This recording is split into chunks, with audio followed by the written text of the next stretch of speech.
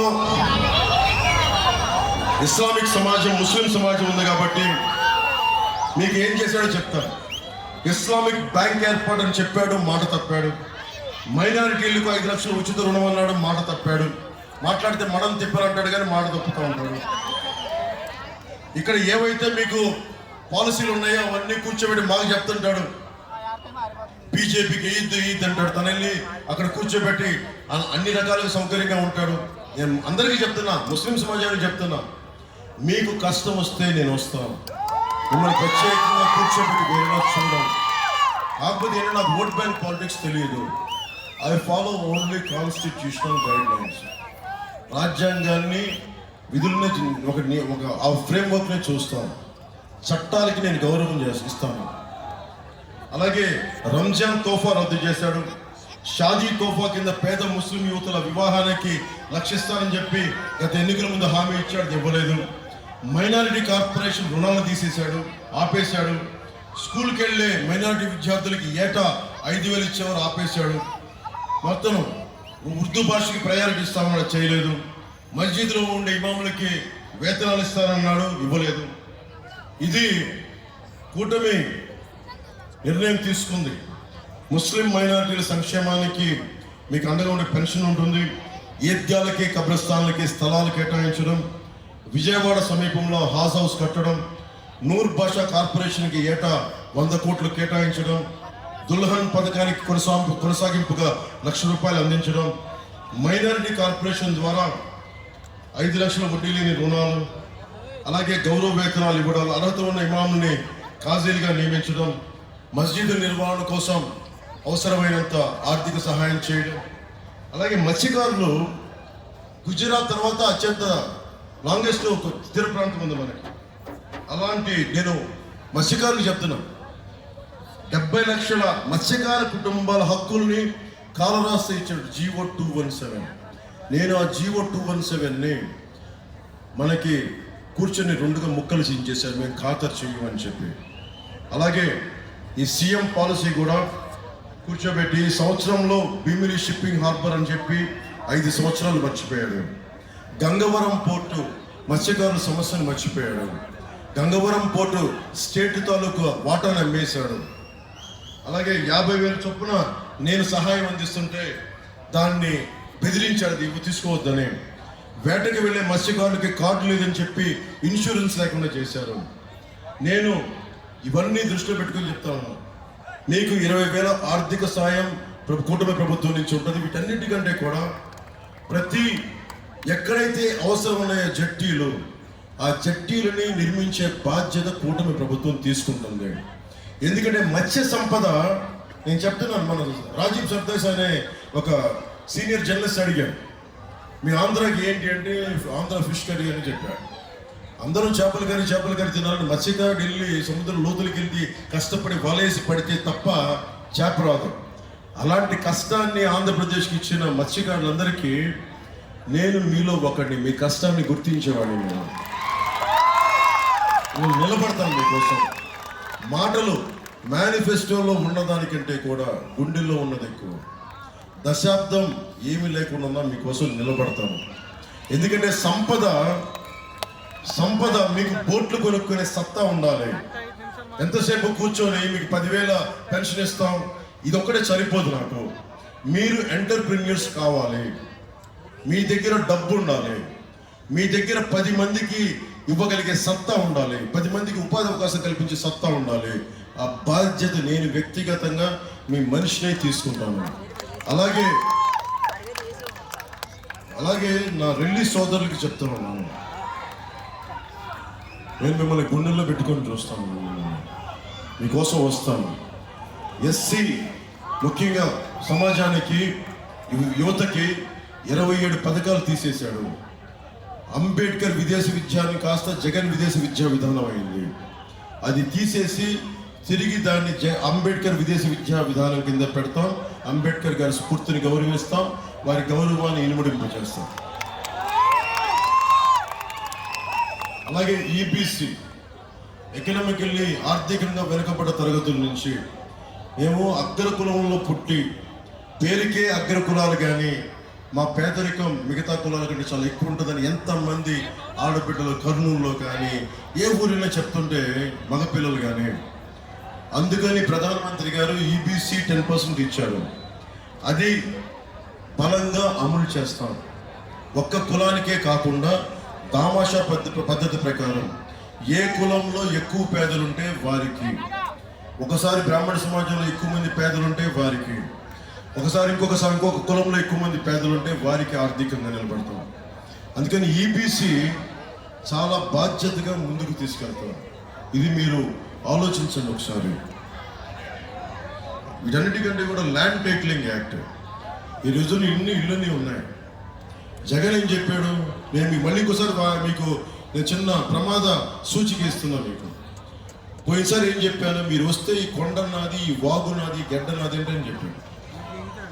పెట్టేశాడు కదా. ఈసారి ఇప్పుడు ఏం చేస్తున్నాడంటే ముందు పాస్బుక్ మీద ఏం చేశాడు, ఫోటో తీసుకున్నాడు, నవ్వుతా ఫోటో ఇట్లా నవ్వుతా. నెక్స్ట్ ఏం చేశాడు, సర్వే రాళ్ళ మీద ఫోటో వేసుకున్నాడు, సర్వే రాళ్ళ మీద, అది కూడా నవ్వుతూ.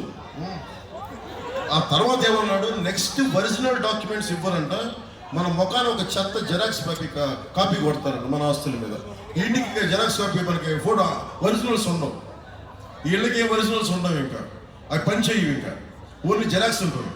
జెరాక్స్ ఉండి ఇప్పుడు పాపం మూర్తి గారు ఎంపీ ఉన్నారు కదా, ఆయన గుండాలకి సరదా వచ్చి, మీకు తెలుసు కదా లాసన్ బే డాక్టర్స్ కాలనీ, లాసన్ బే కాలనీ ఏం చేస్తారు, నచ్చిన ఇంటి దగ్గరికి అందరూ కూర్చుంటారు. మీరు ఎప్పుడు అమ్మేస్తారండి?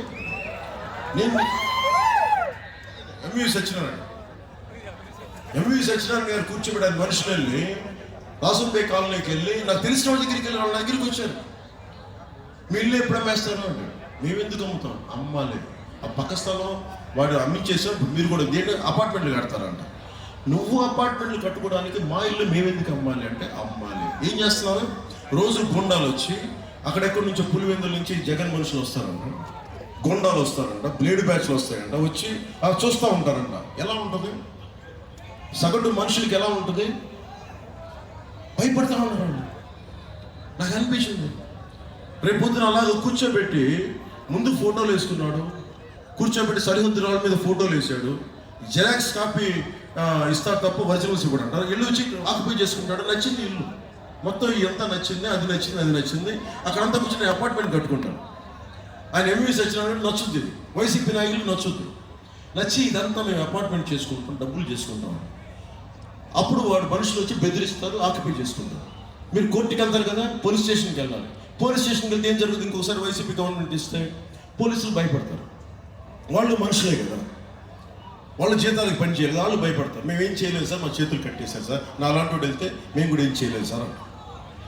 అప్పుడు ఏం జరుగుద్ది, వాళ్ళు కూర్చోబెట్టి మనం కోర్టులకు వెళ్ళాలి. కోర్టులకు వెళ్ళలేమంట, లోకల్ ఏ కోర్టుకి వెళ్ళలేము. ఇప్పుడు మీరు వెళ్ళి వైజాగ్ కోర్టుకి వెళ్ళలేరు, ఆంధ్రప్రదేశ్ మన అమరావతిలో హైకోర్టుకి వెళ్ళాలి. ఇక్కడ ఇల్లు దోచేస్తే కబ్జా పెడితే ఎక్కడికి వెళ్ళాలి, కోర్టుకి వెళ్ళాలంటే ఆంధ్రప్రదేశ్ హైకోర్టుకి వెళ్ళాలి. లేదంటే ఇక్కడ రెవెన్యూ ఆఫీస్లోనే కూర్చొని వాడు కూర్చోబెట్టి సెటిల్ చేస్తాడు. రెవెన్యూ ఆఫీసర్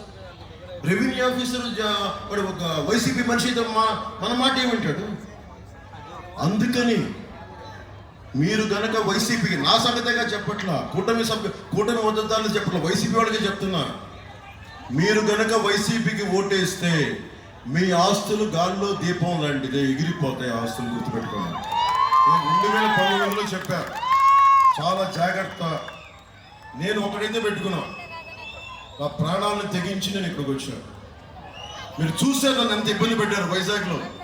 మిగతా నగర ప్రజలకి తెలియదో లేదో కానీ మీకు తెలుసు నన్ను ఎంత ఇబ్బంది పెట్టారు, మీకు తెలుసు ఎంత బెదిరించారో తెలుసు.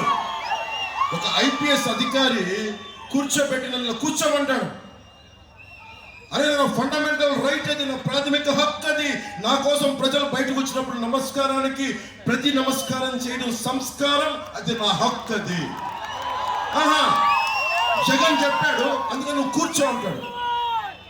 ఎదురు తిరగలేక కాదు, తిక్కలేక కాదు, నాకు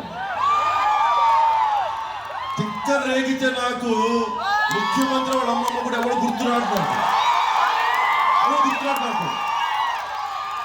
కానీ ఎందుకు సంయమనం పాటించాను ఆ రోజులంటే, కాలానికి చాలా శక్తి ఉంటుంది. ఈ రోజు నువ్వు కూర్చోబెట్టి కీలు బొమ్మలు ఆడుతున్నావు బిడ్డ, నీకు చెప్తాను, భవిష్యత్తులో చెప్తాను నీకు. ఎందుకంటే ప్రతి అధికారికి, ఈ రాష్ట్ర పౌరులకి, ప్రతి ఒక్కడికి సమాన హక్కులు ఉన్నాయి. ఇంకొకటి మానవ హక్కుల్ని కాలరాచే హక్కు ఏ అధికారికి లేదు. మేము తప్పైతే క్షమాపణ అడుగుతాం, 2 చేతులు ఎత్తి. తప్పు కానప్పుడు అదే చేపట్టిన లాగోడు కొట్టగా అది కూడా గుర్తుపెట్టాలి. ఎందుకంటే మనం స్వేచ్ఛ, భద్రత, ఈ 2 ఉన్నప్పుడే ఏదైనా సాధించగలం. అందుకని ఇది నేను ఆ భావోద్వేగంతో ఇవ్వట్లేదు, చాలా ఆలోచించమని చెప్తున్నా. మిగతా నియోజకవర్గాల్లాగా ఇది విశాఖ అందరినీ కూర్చోబెట్టి చెప్తున్నా. మీరు ఆలోచించండి. అపార్ట్మెంట్స్లో ఉన్న వాళ్ళు కూడా ఎలక్షన్ రోజున బయటికి రండి, ఈ ప్రభుత్వాన్ని, వైసీపీ ప్రభుత్వాన్ని బంగాళాఖాతంలో తొక్కేయండి. అందరికీ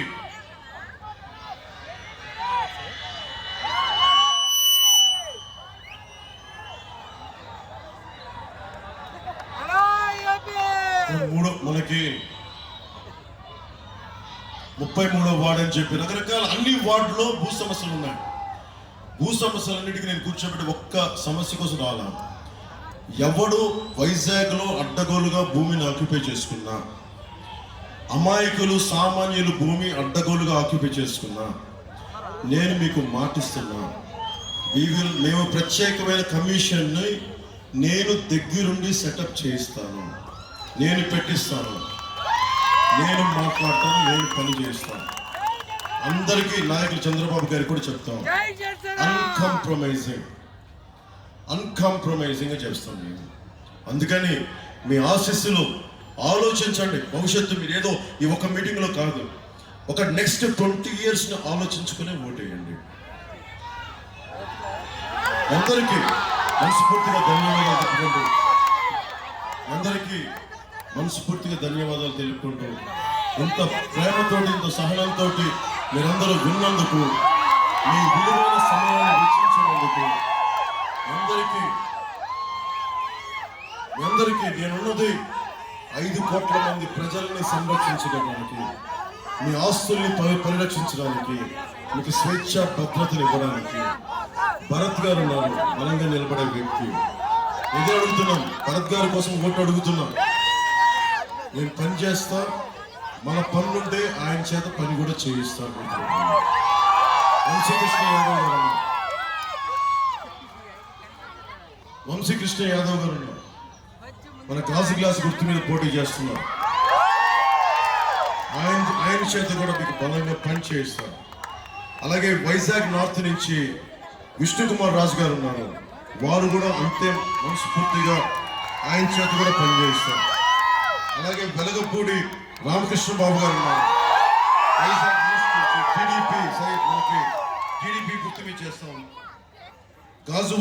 మన గాజువాక నుంచి పల్లా శ్రీనివాసరావు గారు పోటీ చేస్తున్నారు. అలాగే గన్నబాబు గారు వైజాగ్ వెస్ట్ నుంచి పోటీ చేస్తా ఉన్నారు, టీడీపీ గుర్తు మీద, సైకిల్ గుర్తు మీద.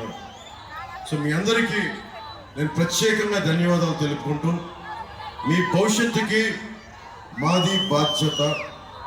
మీరు మీ భవిష్యత్తు కోసం ఆలోచించి ఓటేయమని కోరుకుంటూ సెలవు తీసుకున్నాను.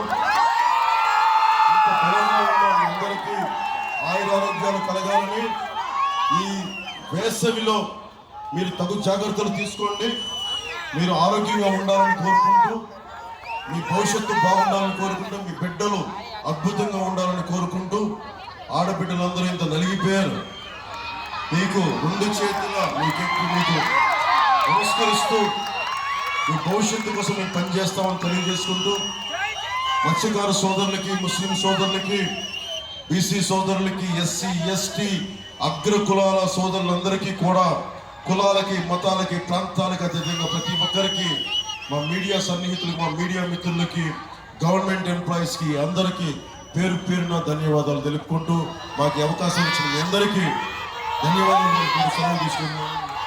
జై టీడీపీ, జై బీజేపీ, జై జనసేన.